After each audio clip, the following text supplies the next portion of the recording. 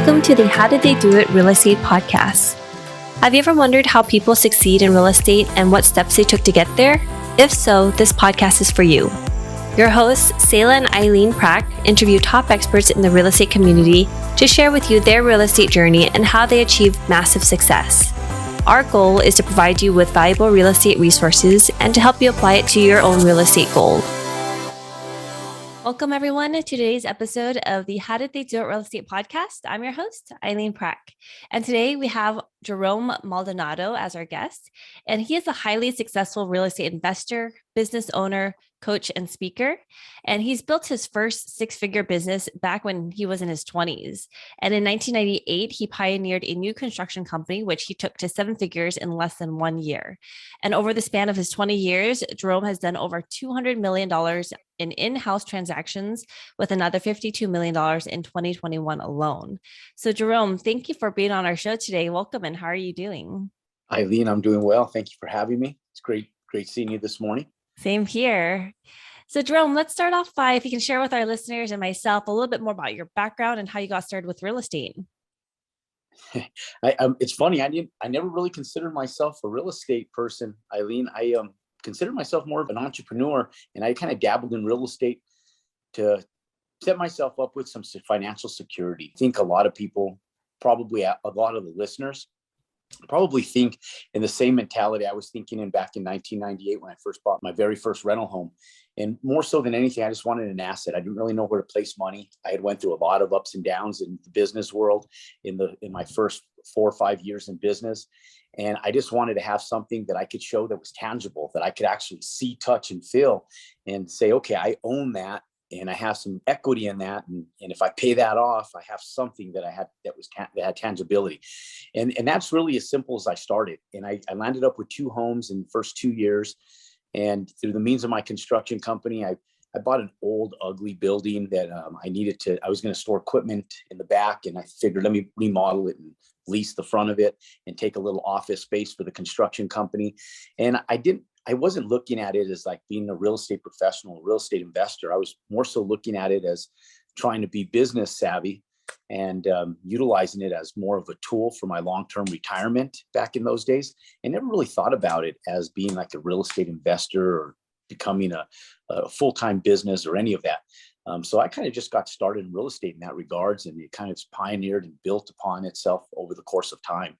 So it's interesting because, yes, as real estate investors, right, a lot of the times you're starting up your own business, you're doing everything on your own, you're essentially running a business. And so for you, when you got first started on your entrepreneurship journey, there was a lot of ups and downs and challenges that you had mentioned. What were some of them that you had faced and you had come across that had really shaped how you look at today's environment and how, you're running your business today? So a lot of early year stuff. A lot of early entrepreneurs, I think they want to have that instant financial reward, which we all do. I wanted it. I think everybody does. You want to be able to minimize the distractions and the ups and downs if you're capable of doing so. And in early years, I just didn't know anything about money. When I got started, I got started through the means of multi-level marketing. I was a distributor for a multi-level marketing company. Didn't really know anything about business. I was in college at the time, and I was working towards being a pharmacist, and I was introduced to the entrepreneurial world through the means of multi-level marketing. And I struggled for my first 2.5 years. Didn't really know how the business worked, didn't really know how to really make the business work. And over the course of time, I continued to train myself, and I landed up having a lot of success in the business, more so because of my persistence, the training, the mentorship, the people I pressed myself to be around. And I started doing well financially about my 2.5, 3 years into the business. And so much so I became a trainer for the company. And then 2 years into it, the FTC shut us down. It was outside of my control. I didn't own the company. And the FTC came in, and it's a highly regulated industry. The FTC really regulates the multi-level marketing world.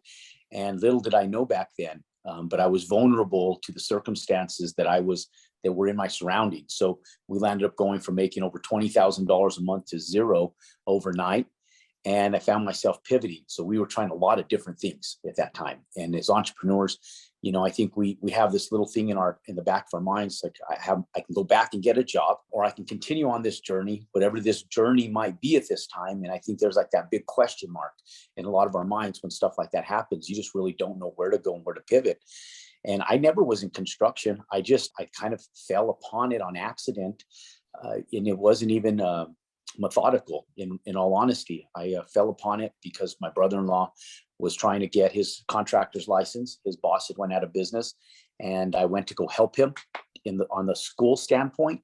And I landed up taking the test. I passed it, the exam, and I knew how to sell. And so from my sales abilities, I was able to open up a construction company based on my ability to sell projects, not my ability to do construction, but my ability to sell and market and build relationships with people. And it pushed me to that point. And then, we rode some ups and downs in the early part of our construction career, and they were very small ups and downs. We had a lot of immediate success because of my sales background, but then 2008 rolls around, and we're highly indebted in real estate, and we're highly indebted in business, and there was a lot of unforeseen circumstances. So, I like to tell a lot of entrepreneurs, there's, just like we see today, depending on when they're watching this podcast, it's 2022. As we know, we're expecting to move in towards 2023 into recessionary market. And there's a lot of entrepreneurs that haven't experienced that at this point in time. And so there's going to be some unforeseen times for a lot of people. And I think that there'll be some ups, some really good ups for people, and some really hard downs for other people. And hopefully most entrepreneurs, at least the ones watching this podcast, will find a good happy medium between the success and opportunities that will exist and the hard times that may come their way as well. Back at the beginning, when you were still working for the multi-level marketing company, and you said it took about 2.5 years or so before you started seeing success on your entrepreneurship journey and trying to figure out the business. Was there a specific event that triggered, the success, or was it just a compounding effect of your persistence and hard work over time that had eventually led up to you seeing more success in your business versus, an overnight types of success? That is an awesome question, and a really, really good question. I think success lives in all of us, and it's right at our fingertips. So much so, we're our biggest demons. We ourselves are our biggest demons. For me, it was almost like a light switch that was triggered on. My success came really quick once I figured things out. And when I say figure things out, it wasn't the business that was the hard part. The business was right in front of me. I had been to tons of trainings already. I had spent thousands of dollars on what we used to call our basic building blocks to success. It was a training that we would do, and it were every weekend and in different cities across the United States. And I was around the right people. And so many times people go to training after training after training, looking for like this one little golden nugget to pioneer their career and just make that one pivotal move that's going to make all the difference in the world. And the trainings are great, but the reality is what the trainings are for is for you to really trigger something right up here in your mind. I was so frustrated. I was down and out. I'd opened up an office in Virginia. I got in a car accident coming back from Chicago down in Wheeling, West Virginia. Everything was caving in on me. It felt like someone had broken into it was one of the distributors we had lived in our house. He broke into our house and stole everything. We didn't have much. And so at that time, I was going through all this different stuff, no card, no credit, a lot of just hard times trying to make the business work. And I was down on not myself, but on the fact that I hadn't made the business work. And I almost got like angry at myself. And I remember one night I had a little car I'd put together, moved down to El Paso, Texas. And when I was down in El Paso, the motor on the car was on the brinks of blowing, and it wasn't working correctly. I couldn't even afford to take a girl on a date to a movie or anything. And you just, in all aspects, as a young man, I felt like a failure. And I felt like I was doing everything I needed to be doing to succeed, yet I was having no success. And the success I did have was very small. And when I talk about success, I was having success. I was making a little bit of money, just not enough to really parlay my career. And I was going through more downs than ups, but I never got down on the business. And I knew that it was working around me for other people. Why wasn't it working for me? And I remember one night I was kind of down on myself, and I went down. I was just walking. I didn't have a vehicle, and it was like one of those nights where you say, God, I wish it would be nice just to have a companion to go to a movie, hang out, go watch, go have a bite to eat or something. But to not even have the affluency to even go and do that was tough mentally.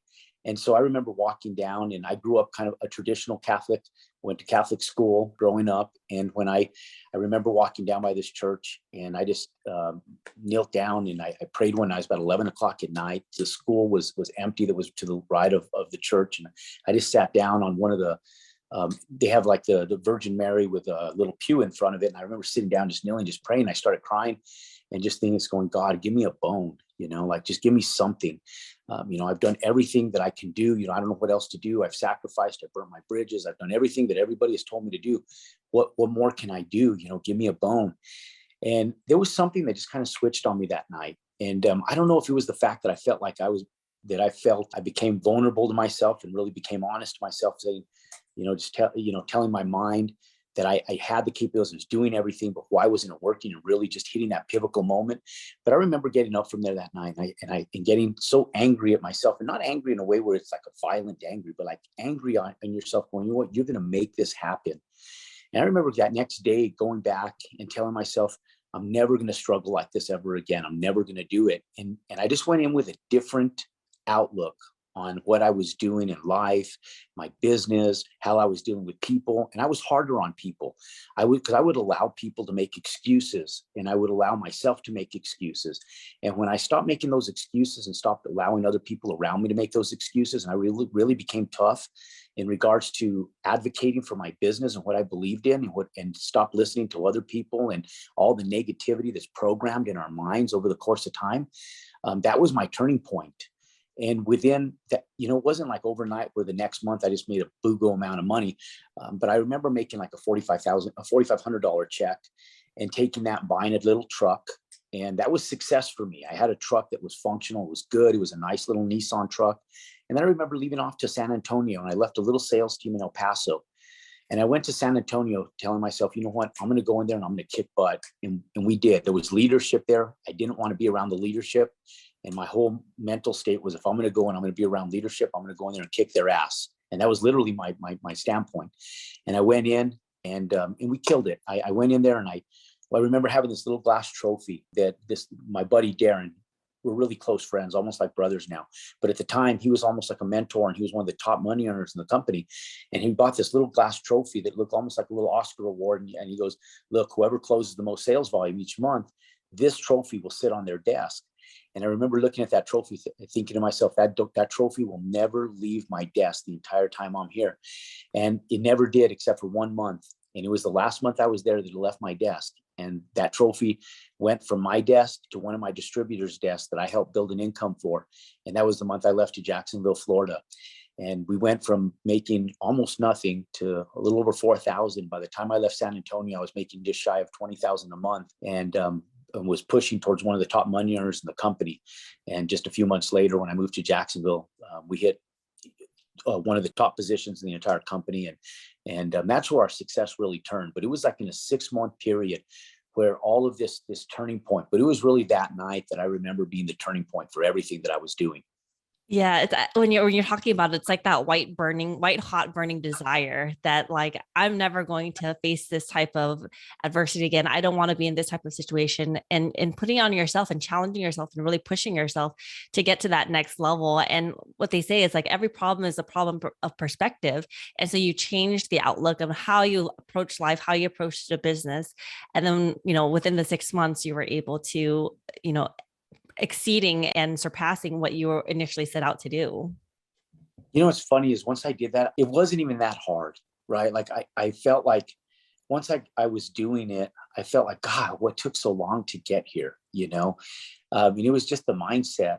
And once I had that mindset cleared and I really was advocating for my beliefs and what I was doing, I made it. And I think that we're our biggest demons in the fact that we hinder ourselves. We don't feel that we're worthy of the success that we're really worthy of. And we slow ourselves down. And that was my turning point. And from that point forward, even in every business that I do today, even when I'm challenged, I sit back and I tell myself, this is nothing. I believe that if you believe in a stronger faith, God never really gave us anybody else abilities that he didn't give us. And we have the same capabilities that anybody that has had success around us has. We just have to find it and exercise it. And so it is funny how those little pivotal shifts make a big difference in our lives. And once you make those shifts, it's like and once you see the light, you're like, good God, what took me so long to get here? It's not that hard. Yes. But when you're in that moment, like you said, it is so difficult to get out of your own head. And we are our It is. worst enemies. It is. You feel like this gloom is over you and you just can't see the light. So after you had left and you started the construction company, from there, how did you and what are you focusing on today? So when I started the construction company, I was just pouring concrete, and it was a great lucrative business. If you guys have went down to like the rainforest cafes and you've seen all the fancy rock work that's made out of concrete but looks like fake rock, that's the stuff I started doing. I took some seminars. I was a seminar guy, right? I was in network marketing. We were taught to go to trainings. So I was taking these seminars of this decorative concrete. Why and how, I really don't even know. I think it was like through a buddy of mine. And I was actually doing drywall and metal stud framing, but I kind of got intrigued by this whole concrete thing. And I started bidding jobs, and I had this mentality of like, I had nothing to lose, everything to gain. I felt like I had lost everything. And so what the heck, let's just go at this. And I started bidding these crazy jobs. And I just bid them at the time, what I thought was so expensive that if I got them, I could figure out those jobs. And I started getting these big projects like Rainforest Cafes, a restaurant called Margaritas. It's very similar, but Mexican food. And we did this indoor concrete stuff. And that was a big deal because that was a big 6-figure profit on that project. And I started doing these on golf courses. And when I was on the golf courses, I started looking at different houses and stuff, so forth. And I was intrigued by the home construction stuff. And I remember being in a small town by Intel called Rio Rancho. And there was a gentleman who was building houses next to us when we were pouring a foundation and some driveways on a house. And in that day and age, I was still kind of working with the crews a little bit. I'd go out, I'd sell some projects, I'd come back to the job site, I'd help them out a little bit for a while. And I kept seeing this guy roll up in these nice button-down Hawaiian looking shirts, had these rings on, a big goatee, kind of biker looking guy, but had this heavy New Zealand accent. He looked clean and didn't look like he was overworked. He just looked like he was enjoying life. And he rolls up to this house that's being built over the course of a few days, and being from network marketing, we talk to people. So I rolled over there and I started just talking to the guy, asking questions. And I asked him, what's your profitability going to be on this house? And he told me, he goes, mate, if I don't make at least 80 to 100,000, he goes, I'll be mad at myself, So I told him, you're going to make 80 to 100,000. How long do you think it'll take you to build this house? And he goes, well, it's going to be about 4 months, and I kept thinking, so I'm adding up numbers and I'm looking at what I'm making, and I'm going, God, I think I can roll it out one of these and do this myself and add an extra $80,000 in 4 months to my income. And so I did one, and I bought the lot, like 4 lots down from where he was building. And I went after my first house, and I made about $85,000. And so I doubled down and did a second one and did 2 of them. And from that, I started building houses. And I started building little subdivisions, just little small ones, nothing complicated. And then I got into buying buildings because I needed a place for my construction company to store equipment. And in network marketing, we had sales centers. And in our training centers that we actually would present our opportunity to people, instead of doing it out of Denny's restaurants and out of hotels, we were sitting down with people inside offices that we would lease. And actually, when I finally figured out the business and I figured out how to make money as a distributor, I also figured out how to make money in my offices. I would lease an office, and I would lease people desk space for rent. And so they would rent a desk like the one I'm sitting on right now for about $500 a month, or I'd give them half a desk for $250 a month. And so when I first started buying retail centers, I just remember my network marketing days and thought, well, shoot, if I can be rent free on my own place, I'll buy this building that has more space than I need, and I'll rent out most of it, and I'll just take the little spot that I need, and I'll rent the rest of it like I did desk rent back in the day. And I remember my dad rolling up, and my dad being an accountant, stereotypical, go to school, go to college, great person, love my dad indefinitely, but different mentality. And I remember it had never even crossed my mind that there wasn't an opportunity that I wouldn't lease that building. I only looked at the positive upside of it, thinking, I'm going to buy this building. I'm going to take this little office space. I'm going to rent the rest, and I'm going to be rent free, just like I did in my offices. Never even occurred to me that there was an option of not renting it. My dad shows up and he goes, this is great. And after about an hour of walking around, me excited, kind of showing off to my parents, my dad turns to me and goes, so what happens if you don't rent it? And I just looked at him and I thought, I never really thought about that, Dad. We're going to rent it.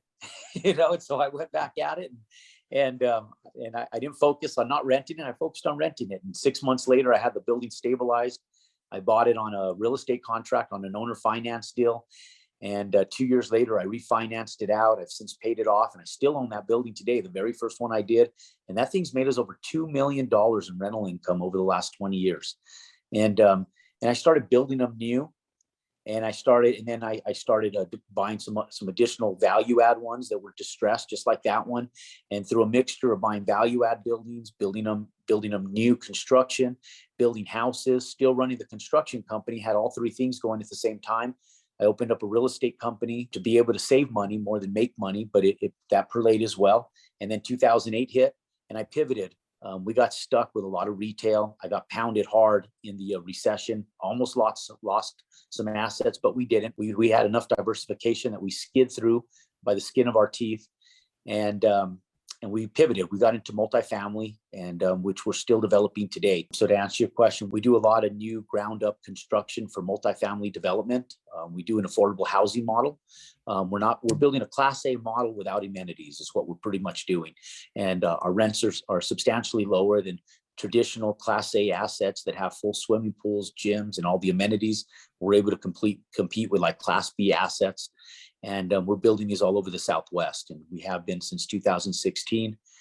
We've done some value add in the multifamily, and we're still building subdivisions. We're still buying land. We're still building houses. It's one of our big profitable parts of our business, and we're still pouring concrete today. We still have a big concrete company. Wow.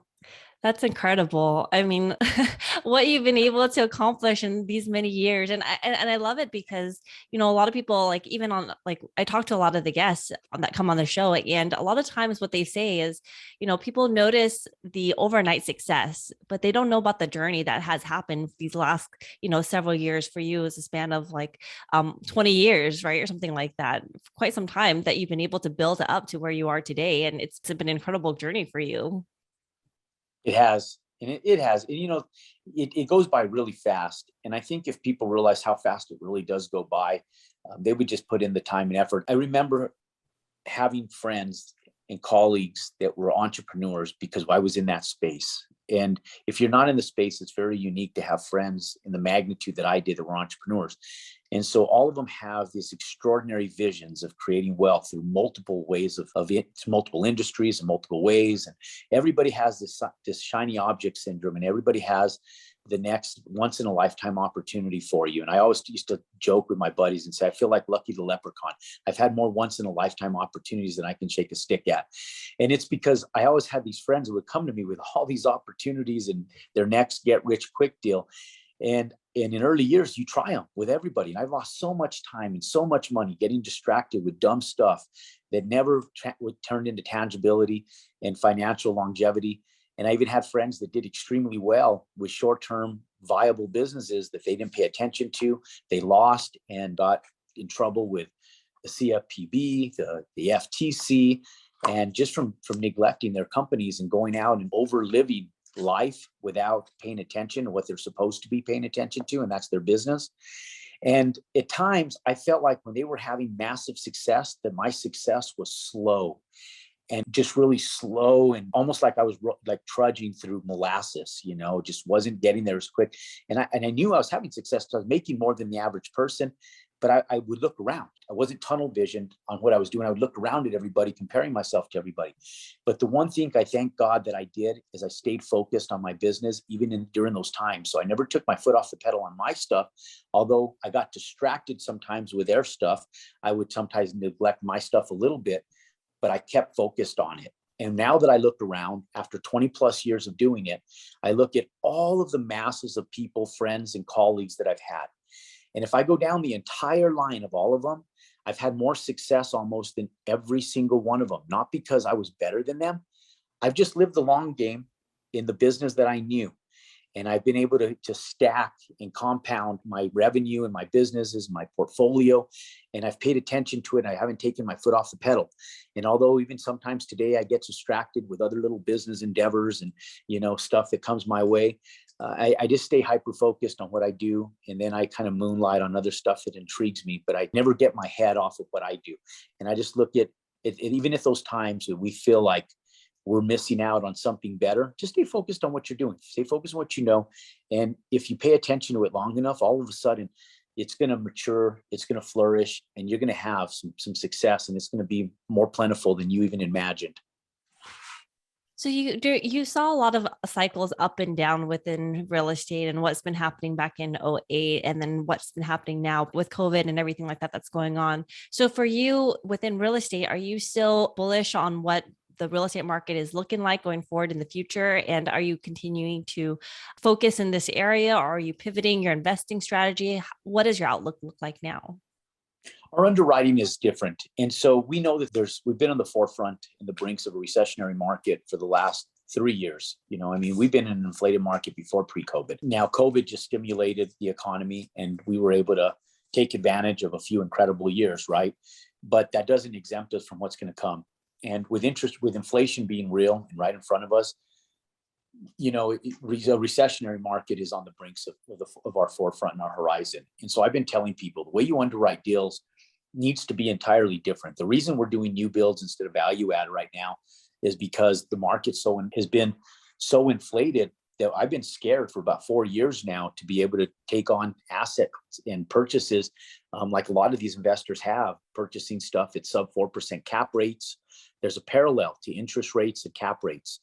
And so for those listeners that don't know what a cap rate is, it's how much money you make when you pay cash for that asset. So if you buy an asset for 4% cap rate, that's what you would make if you paid $1 million. You're making 4% on that $1 million every single year. And that's what the capitalization rate is. Now, if you go out and you pay interest on an asset, that interest annually, if it goes up vertically, and they're talking about interest rates going up as much as 50 basis points, that means we'll be in double-digit interest rates. Now, I don't know that we'll really hit double-digit interest rates. The potential is there, but I don't know that we'll hit double-digit interest rates. But regardless of that, even if you purchased an asset at a sub 4% cap rate and interest rates go up to 6%, your ability to refinance dwindles, especially if you can't push rents and get revenue up.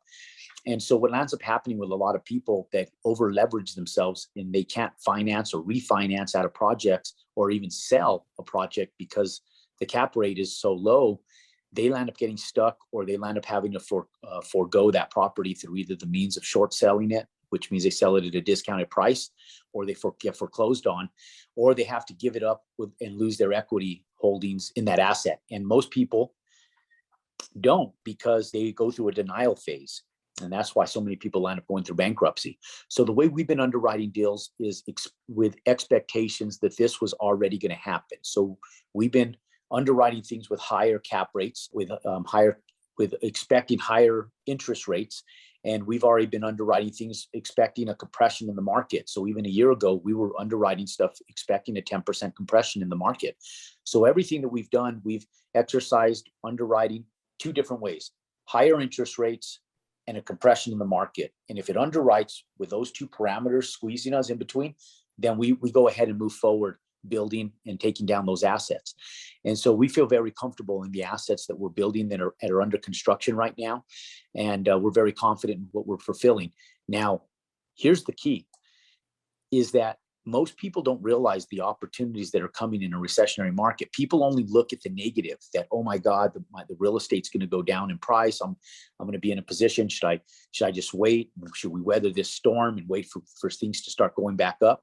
And my answer to people is no. Buy during that downturn market. There's going to be so much opportunity that's going to come our way. We can't even go into cities and find foreclosures anymore on commercial or residential assets. They're not out there. And the ones that are out there are very few and far from.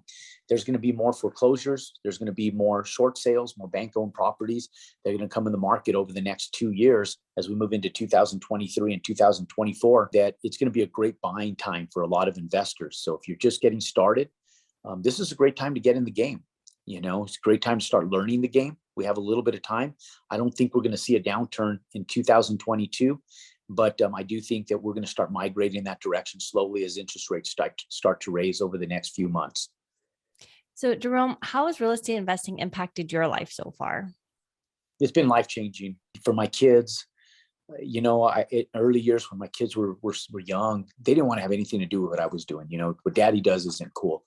But as my son now is going to high school and they kind of see the fruits of our labor and what we're able to do as far as like the travel, their sports, their athletics, not even the stuff that you buy, is they start recognizing that their friends don't have the abilities to do some of the travel and some of the amenities, the private lessons, having the commodity of making every trip for their sports a vacation, even if it's every single weekend, just that lifestyle. I think that now that they're getting older, they recognize that and our ability to not have to worry about money. Real estate's done that for us. Our business is great. Our business does well, but real estate has really set us up in a fashion where we don't have to worry about the day in, day out finances because we know that we have assets that are growing. And we know we don't worry about our taxes because we have tax shelters and tax deferred income that we shelter in real estate. And so everything that we take advantage of, our finances are different than the average person by far. As a real estate investor, I mean, the benefits, multitudes of different ways is so advantageous. And it's too hard to give all of those ways in this one short podcast. But real estate has been life-changing for us. There is so many positive attributes towards real estate in regards to taxes, to profitability, towards asset growth, financial cash flow. It's been unbelievable. So real estate has really been life-changing for us in regards to where we started and where we are today. And since you have kids yourself, and I have two young ones myself, I always like to ask the parents of people who are more experienced in this area, how are you exposing your kids to financial literacy and to, what you're doing so that they at least have options later on and at least they know what's going on? Because some of this stuff isn't taught in school necessarily, but it's through life and what you're doing. So how do you kind of integrate your kids into all of this? We're a product of our environments. All of us. My kids are fortunate enough to be raised in an environment of an entrepreneurial lifestyle, good and bad, whatever it might be. They live it, they eat it, they breathe it. And just because of the mindset and what we do, our kids are engulfed upon all of it. And it isn't taught in school. The way we teach our kids is extremely different than most kids. They do go to traditional schools. And even through their coaches, there's limited beliefs that their coaches give them sometimes. And it's funny, as parents, it's important that we continue to allow our kids to dream. I think that that's something that is taken away from so many kids. It makes me sick to even hear it. The other day I was at practice with my son and his coach. We were talking about him getting recruited to go to a Division I college. And he just has goals and aspirations to play, to do sports at a professional level. And I've given him that ability. We've given him that ability to be able to do so if he can stay healthy, keep his mind screwed on correctly, and he walks that straight line ethically, he'll have those opportunities. But coaches, I remember the coach comes to him and he goes, "Yeah, we can get you in all these schools, D1s, D2s, D3s, some junior colleges." He said, "But you got to be realistic." He told my son, "You got to be realistic in your goals, and there's some really good junior colleges that we can aspire to get you into." And I'm just sitting there the whole time going, "Are you friggin' kidding me? Like junior college, that ain't even an option." Like I was a D1 athlete. My wife was too. And I'm sitting there going, "No, that's not even an option." So the second we turned and I said, "Hey, Jacob, I respect your coach." And I don't want to give his name out in case people know him, but I respect your coach. But I said, "Don't ever be realistic. Life is not about being realistic. That is total bullshit." I told him. I go, "Don't ever be realistic. You live your dreams. Don't ever let somebody tell you to be realistic, because if I was realistic, I would have never been able to create what I've been able to create. Always dream bigger, because we're all capable of it." I said, "Don't ever settle for a junior college. Don't ever settle for a D2 school. You want to do D1, you'll do D1 and you'll do it right." And I told them, I said, don't ever let your coaches limit you. You know that you have the capabilities of doing absolutely anything you put your mind to, as long as you put your mind and you focus your energy on doing it. And so my kids have the capabilities of having our influence in their lives. And he got in the truck and he knew exactly. He goes, "You know what? That's funny, Daddy." He goes, I heard the same thing. And I kept saying to myself, "No way, no way." And they have a different mindset, and we're in their brains every single day. And so through the means of osmosis and being around us, they will succeed as long as they keep their head on straight and they do what they're supposed to in life. I like that. I like that so much, especially, like you mentioned, like as they get older, people do forget how to dream and they limit themselves, right? And so you're restricted, and you create these own limiting beliefs that you have. If you're able to nurture it as you get older, you're able to think so much bigger, and the possibilities out there. And so it's fantastic to have, parents to help nurture your kids and help them overcome or to not have those limiting beliefs on themselves, but remember to dream and think bigger.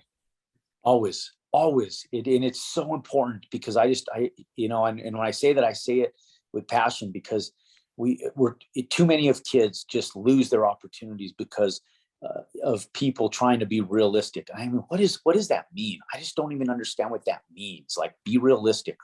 What does that mean? Be realistic. I don't understand it. Dream. We were put on this earth. God gave us all these natural innate abilities, and we limit ourselves. It drives me crazy. It makes me sick. And I tell my kids, you have so much potential. Exercise it. Because if you don't, they're wasted talents that go by the wayside, and you go to your grave regretting and not ever exercising what you could have been. And maybe you'll fall short. Maybe you won't, but at least try. Get out there and at least do. So important. And so, if there was one thing that you know now about real estate that you wish you knew when you first started, what would that be?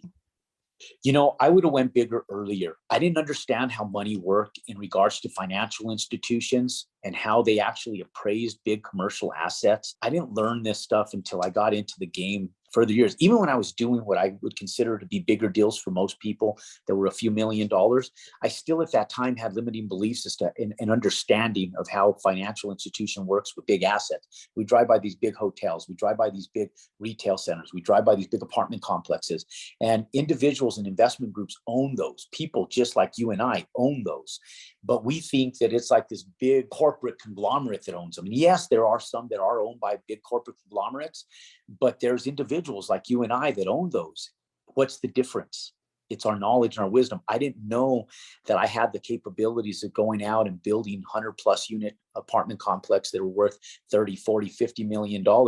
I didn't realize that until I started doing it and understood the financial game. I wish I would just spend more time in my early years understanding the financial game behind real estate and understanding that I could have went bigger earlier. And if I would have been even further ahead than I am now. No complaints, no greed in where I'm at. But I wish I would have learned that earlier. And I wish someone would have tapped me on the shoulder and said, "Hey, Jerome, you're right there. You can go so much bigger, so much quicker if you just put in just this little time, make this little pivot in your life." And so if you're listening and you're sitting back thinking small and you're wondering how to do it, you may not figure it out today, but continue learning the financial games and how banks actually underwrite assets and larger assets. And if you can learn that, you can scale and go big a lot quicker. And I wish I would have just known that sooner. And so, what is the one thing that sets the successful people apart in real estate investing?